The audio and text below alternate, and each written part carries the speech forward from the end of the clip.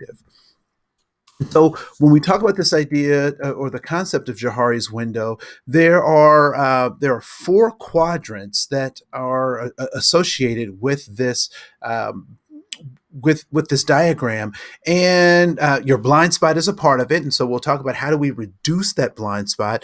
The other part of the Johari window is that there's what you can see about yourself and what other people can see, and that's kind of the public area, right? So this is what everybody can see about you. And so if you draw a diagonal line between what everybody can see and what you can see about you, this public arena, the blind spot is actually the inverse, right? It's what you can't see about yourself and what other people can't see about you. So how do you reduce that blind spot?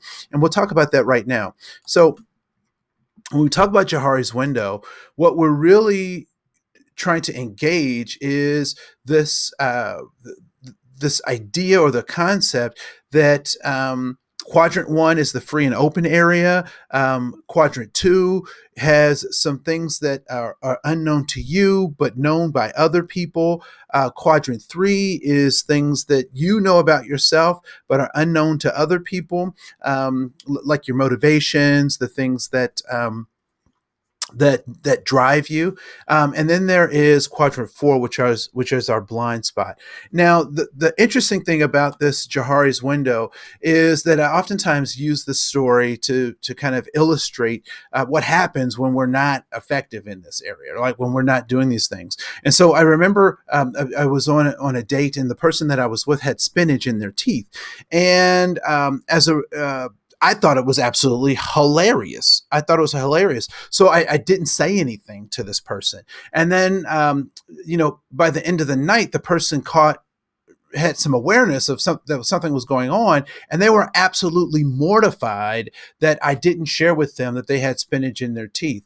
And a lot of times, when we talk with leaders, we talk with people, we talk with, folks who are, making inappropriate comments, the fact that we don't tell them that they're making these inappropriate comments is causes them more distress. And, let's just suffice to say that date did not go well, and I'm not married to that person, right? So just think about that. And so when we think about this Johari's window, what does it take for us to, or what do we need to do? So there are three things that we need to do with Johari's window if we want to use this as a tool for our effectiveness. First is we have to figure out how to ask for feedback about our behavior. Now, that takes a lot to be able to ask about your own behavior. Secondly, you have to share where you think you have shortcomings, which means that you're taking a risk. You're showing yourself to be vulnerable. Again, humility becomes the important piece of that. And to short circuit both the asking for feedback and the telling of your shortcomings is the fast track is actually building a shared experience, right? So having people in your life that will tell you, not just the people who will tell you what you want to hear, but the people who will tell you what you need to hear so that you can become effective. And in some cases, what that means is that we have to build relationships with people that we don't have. We don't have those relationships. But I will tell you that there's an old adage that says, love covers a multitude of sins.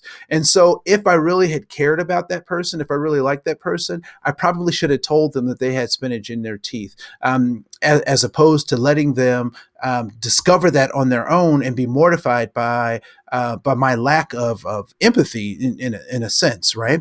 So that's important to kind of recognize.